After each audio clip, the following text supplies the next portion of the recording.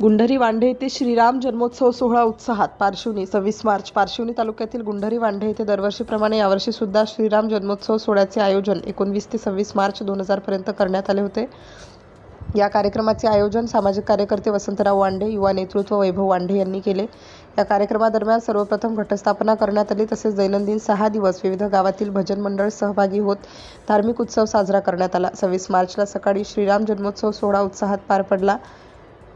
या धार्मिक उत्सव कार्यक्रमाचे पूजन आगरगाव येथील गायत्री माता व रामटेकचे नागार्जुन महाराज यांच्या हस्ते करण्यात आले. या कार्यक्रमाला माजी उपसरपंच अशोक आमले, देविदास थोटे, बंडू चिखलकर, कृष्णा गुडधे, माधवराव गोरले, अनिल मेंघर, मोहन लोहकरे महाराज, संजय खोरगडे, सुनील ठाकरे, डॉक्टर चौहान बिटोली, माजी पोलीस पाटील वामनराव वांढे, चंद्रभान वासनिक, सरपंच अनिल वांढे, नथू नाकाडे, भगवान वांढे, देविदास वांढरे सह अन्य मान्यवर उपस्थित होते.